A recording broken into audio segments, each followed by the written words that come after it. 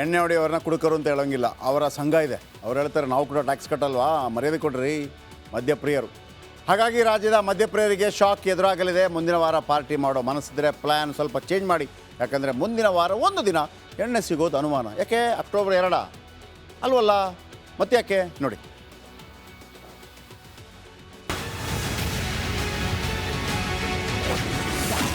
ಮದ್ಯಪ್ರಿಯರಿಗೆ ಕಾದಿದೆ big shock. November 20ಕ್ಕೆ ರಾಜ್ಯದಲ್ಲಿ ಎಲ್ಲೂ ಸಿಗಲ್ಲ ಎಣ್ಣೆ. ಹೌದು, ರಾಜ್ಯದ ಎಣ್ಣೆ ಪ್ರಿಯರಿಗೆ ಶಾಕ್ ಕಾದಿದೆ.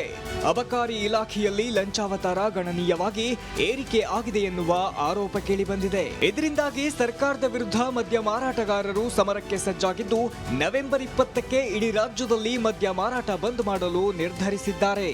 ಈ ಅಬಕಾರಿ ಅಧಿಕಾರಿಗಳು, ಜಿಲ್ಲೆಗಳಿರುವಂಥ ಅಬಕಾರಿ ಅಧಿಕಾರಿಗಳು, ನಾವು ಮೇಲಿನವರಿಗೆ ಹಣ ಕೊಟ್ಟು ಬಡ್ತಿ ಅಥವಾ ಟ್ರಾನ್ಸ್ಫರ್ಸ್ ತಗೊಂಡು ಬಂದಿರ್ತೀವಿ, ಅದಕ್ಕಾಗಿ ನಮಗೆ ಲಂಚಕ್ಕಾಗಿ ಅವರು ಕಿರುಕುಳವನ್ನು ಕೊಡ್ತಾರೆ ಎನ್ನುವ ಒಂದು ವಿಚಾರ ಅಲ್ಲಿ ಪ್ರಸ್ತಾಪ ಆಗಿತ್ತು.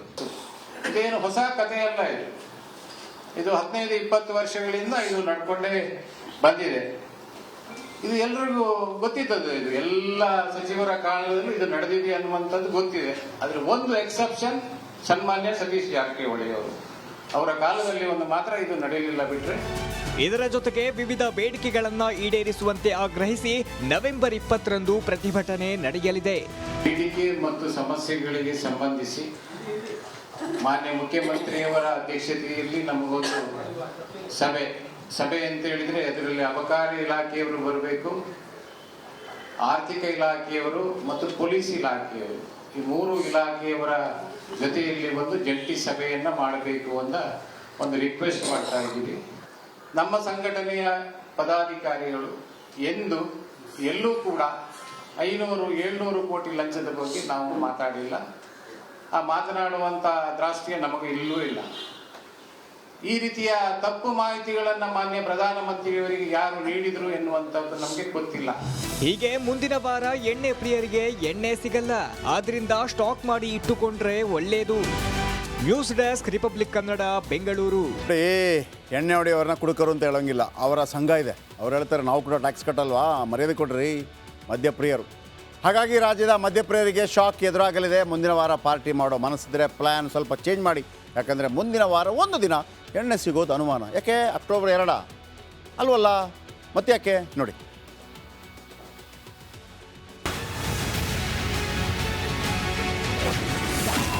ಮದ್ಯಪ್ರಿಯರಿಗೆ ಕಾದಿದೆ ಬಿಗ್ ಶಾಕ್. ನವೆಂಬರ್ 20ಕ್ಕೆ ರಾಜ್ಯದಲ್ಲಿ ಎಲ್ಲೂ ಸಿಗಲ್ಲ ಎಣ್ಣೆ. ಹೌದು, ರಾಜ್ಯದ ಎಣ್ಣೆ ಪ್ರಿಯರಿಗೆ ಶಾಕ್ ಕಾದಿದೆ. ಅಬಕಾರಿ ಇಲಾಖೆಯಲ್ಲಿ ಲಂಚಾವತಾರ ಗಣನೀಯವಾಗಿ ಏರಿಕೆ ಆಗಿದೆ ಎನ್ನುವ ಆರೋಪ ಕೇಳಿಬಂದಿದೆ. ಇದರಿಂದಾಗಿ ಸರ್ಕಾರದ ವಿರುದ್ಧ ಮದ್ಯ ಮಾರಾಟಗಾರರು ಸಮರಕ್ಕೆ ಸಜ್ಜಾಗಿದ್ದು, ನವೆಂಬರ್ 20ಕ್ಕೆ ಇಡೀ ರಾಜ್ಯದಲ್ಲಿ ಮದ್ಯ ಮಾರಾಟ ಬಂದ್ ಮಾಡಲು ನಿರ್ಧರಿಸಿದ್ದಾರೆ. ಈ ಅಬಕಾರಿ ಅಧಿಕಾರಿಗಳು, ಜಿಲ್ಲೆಗಳಿರುವಂಥ ಅಬಕಾರಿ ಅಧಿಕಾರಿಗಳು, ನಾವು ಮೇಲಿನವರಿಗೆ ಹಣ ಕೊಟ್ಟು ಬಡ್ತಿ ಅಥವಾ ಟ್ರಾನ್ಸ್ಫರ್ಸ್ ತಗೊಂಡು ಬಂದಿರ್ತೀವಿ, ಅದಕ್ಕಾಗಿ ನಮಗೆ ಲಂಚಕ್ಕಾಗಿ ಅವರು ಕಿರುಕುಳವನ್ನು ಕೊಡ್ತಾರೆ ಎನ್ನುವ ಒಂದು ವಿಚಾರ ಅಲ್ಲಿ ಪ್ರಸ್ತಾಪ ಆಗಿತ್ತು. ಇದೇನು ಹೊಸ ಕಥೆಯಲ್ಲ, ಇದು 15-20 ವರ್ಷಗಳಿಂದ ಇದು ನಡ್ಕೊಂಡೇ ಬಂದಿದೆ. ಇದು ಎಲ್ರಿಗೂ ಗೊತ್ತಿದ್ದದ್ದು. ಇದು ಎಲ್ಲ ಸಚಿವರ ಕಾಲದಲ್ಲೂ ಇದು ನಡೆದಿದೆ ಅನ್ನುವಂಥದ್ದು ಗೊತ್ತಿದೆ. ಆದ್ರೆ ಒಂದು ಎಕ್ಸೆಪ್ಷನ್ ಸನ್ಮಾನ್ಯ ಸತೀಶ್ ಜಾರಕಿಹೊಳಿ ಅವರು, ಅವರ ಕಾಲದಲ್ಲಿ ಒಂದು ಮಾತ್ರ ಇದು ನಡೆಯಲಿಲ್ಲ. ಬಿಟ್ರೆ ಇದರ ಜೊತೆಗೆ ವಿವಿಧ ಬೇಡಿಕೆಗಳನ್ನ ಈಡೇರಿಸುವಂತೆ ಆಗ್ರಹಿಸಿ ನವೆಂಬರ್ 20ರಂದು ಪ್ರತಿಭಟನೆ ನಡೆಯಲಿದೆ.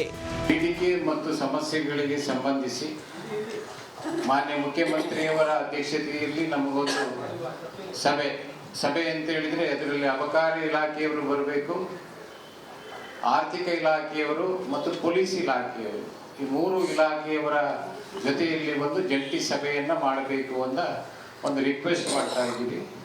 ನಮ್ಮ ಸಂಘಟನೆಯ ಪದಾಧಿಕಾರಿಗಳು ಎಲ್ಲೂ ಕೂಡ 500-700 ಕೋಟಿ ಲಂಚದ ಬಗ್ಗೆ ನಾವು ಮಾತಾಡಿಲ್ಲ. ಆ ಮಾತನಾಡುವಂತ ದ್ರಾಷ್ಟ್ಯ ನಮಗೆ ಇಲ್ಲೂ ಇಲ್ಲ.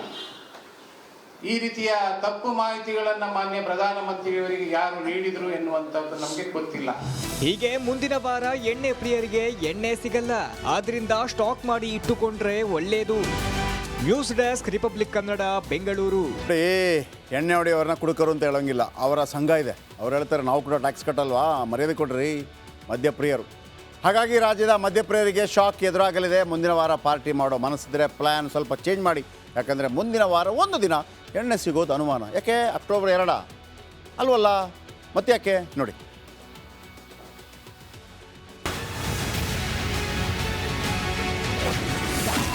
ಮದ್ಯಪ್ರಿಯರಿಗೆ ಕಾದಿದೆ ಬಿಗ್ ಶಾಕ್.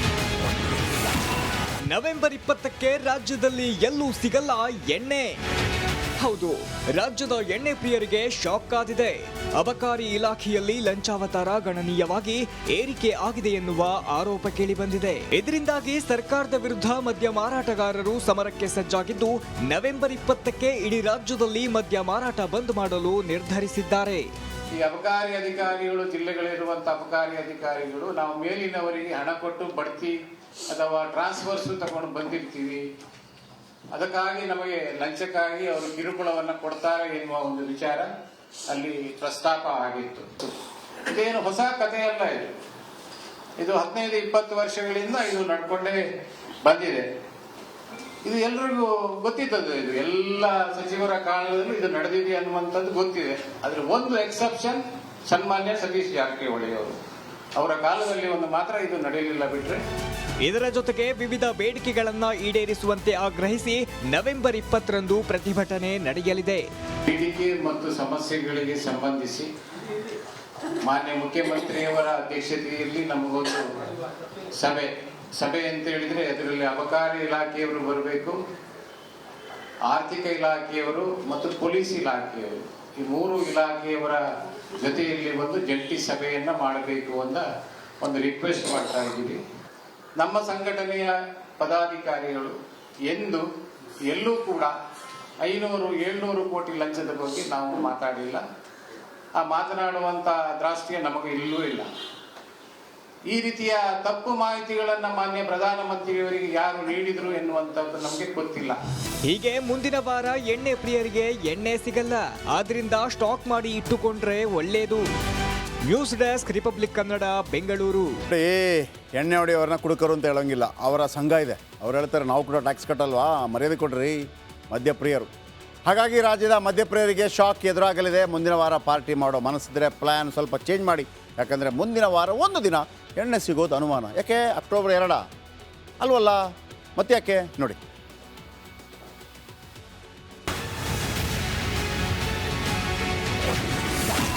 ಮದ್ಯಪ್ರಿಯರಿಗೆ ಕಾದಿದೆ ಬಿಗ್ ಶಾಕ್. ನವೆಂಬರ್ 20ಕ್ಕೆ ರಾಜ್ಯದಲ್ಲಿ ಎಲ್ಲೂ ಸಿಗಲ್ಲ ಎಣ್ಣೆ. ಹೌದು, ರಾಜ್ಯದ ಎಣ್ಣೆ ಪ್ರಿಯರಿಗೆ ಶಾಕ್ ಕಾದಿದೆ. ಅಬಕಾರಿ ಇಲಾಖೆಯಲ್ಲಿ ಲಂಚಾವತಾರ ಗಣನೀಯವಾಗಿ ಏರಿಕೆ ಆಗಿದೆ ಎನ್ನುವ ಆರೋಪ ಕೇಳಿಬಂದಿದೆ. ಇದರಿಂದಾಗಿ ಸರ್ಕಾರದ ವಿರುದ್ಧ ಮದ್ಯ ಮಾರಾಟಗಾರರು ಸಮರಕ್ಕೆ ಸಜ್ಜಾಗಿದ್ದು, ನವೆಂಬರ್ 20ಕ್ಕೆ ಇಡೀ ರಾಜ್ಯದಲ್ಲಿ ಮದ್ಯ ಮಾರಾಟ ಬಂದ್ ಮಾಡಲು ನಿರ್ಧರಿಸಿದ್ದಾರೆ. ಈ ಅಬಕಾರಿ ಅಧಿಕಾರಿಗಳು, ಜಿಲ್ಲೆಗಳಿರುವಂಥ ಅಬಕಾರಿ ಅಧಿಕಾರಿಗಳು, ನಾವು ಮೇಲಿನವರಿಗೆ ಹಣ ಕೊಟ್ಟು ಬಡ್ತಿ ಅಥವಾ ಟ್ರಾನ್ಸ್ಫರ್ಸು ತಗೊಂಡು ಬಂದಿರ್ತೀವಿ. ಅದಕ್ಕಾಗಿ ನಮಗೆ ಲಂಚಕ್ಕಾಗಿ ಅವರು ಕಿರುಕುಳವನ್ನು ಕೊಡ್ತಾರೆ ಎನ್ನುವ ಒಂದು ವಿಚಾರ ಅಲ್ಲಿ ಪ್ರಸ್ತಾಪ ಆಗಿತ್ತು. ಇದೇನು ಹೊಸ ಕಥೆಯಲ್ಲ. ಇದು 15-20 ವರ್ಷಗಳಿಂದ ಇದು ನಡ್ಕೊಂಡೇ ಬಂದಿದೆ. ಇದು ಎಲ್ರಿಗೂ ಗೊತ್ತಿದ್ದದ್ದು. ಇದು ಎಲ್ಲ ಸಚಿವರ ಕಾಲದಲ್ಲೂ ಇದು ನಡೆದಿದೆ ಅನ್ನುವಂಥದ್ದು ಗೊತ್ತಿದೆ. ಆದ್ರೆ ಒಂದು ಎಕ್ಸೆಪ್ಷನ್ ಸನ್ಮಾನ್ಯ ಸತೀಶ್ ಜಾರಕಿಹೊಳಿ ಅವರ ಕಾಲದಲ್ಲಿ ಒಂದು ಮಾತ್ರ ಇದು ನಡೆಯಲಿಲ್ಲ ಬಿಟ್ರೆ. ಇದರ ಜೊತೆಗೆ ವಿವಿಧ ಬೇಡಿಕೆಗಳನ್ನ ಈಡೇರಿಸುವಂತೆ ಆಗ್ರಹಿಸಿ ನವೆಂಬರ್ 20ರಂದು ಪ್ರತಿಭಟನೆ ನಡೆಯಲಿದೆ. ಬೇಡಿಕೆ ಮತ್ತು ಸಮಸ್ಯೆಗಳಿಗೆ ಸಂಬಂಧಿಸಿ ಮಾನ್ಯ ಮುಖ್ಯಮಂತ್ರಿಯವರ ಅಧ್ಯಕ್ಷತೆಯಲ್ಲಿ ನಮಗೊಂದು ಸಭೆ ಅಂತ ಹೇಳಿದ್ರೆ ಅದರಲ್ಲಿ ಅಬಕಾರಿ ಇಲಾಖೆಯವರು ಬರಬೇಕು, ಆರ್ಥಿಕ ಇಲಾಖೆಯವರು ಮತ್ತು ಪೊಲೀಸ್ ಇಲಾಖೆಯವರು, ಈ 3 ಇಲಾಖೆಯವರ ಜೊತೆಯಲ್ಲಿ ಒಂದು ಜಂಟಿ ಸಭೆಯನ್ನ ಮಾಡಬೇಕು ಅಂತ ಒಂದು ರಿಕ್ವೆಸ್ಟ್ ಮಾಡ್ತಾ ಇದ್ದೀವಿ. ನಮ್ಮ ಸಂಘಟನೆಯ ಪದಾಧಿಕಾರಿಗಳು ಎಲ್ಲೂ ಕೂಡ 500-700 ಕೋಟಿ ಲಂಚದ ಬಗ್ಗೆ ನಾವು ಮಾತಾಡಿಲ್ಲ. ಆ ಮಾತನಾಡುವಂತ ದ್ರಾಷ್ಟ್ಯ ನಮಗೆ ಇಲ್ಲೂ ಇಲ್ಲ. ಈ ರೀತಿಯ ತಪ್ಪು ಮಾಹಿತಿಗಳನ್ನ ಮಾನ್ಯ ಪ್ರಧಾನಮಂತ್ರಿಯವರಿಗೆ ಯಾರು ನೀಡಿದ್ರು ಎನ್ನುವಂಥದ್ದು ನಮಗೆ ಗೊತ್ತಿಲ್ಲ. ಹೀಗೆ ಮುಂದಿನ ವಾರ ಎಣ್ಣೆ ಪ್ರಿಯರಿಗೆ ಎಣ್ಣೆ ಸಿಗಲ್ಲ. ಆದ್ರಿಂದ ಸ್ಟಾಕ್ ಮಾಡಿ ಇಟ್ಟುಕೊಂಡ್ರೆ ಒಳ್ಳೇದು. News desk, republic Kannada, Bengaluru.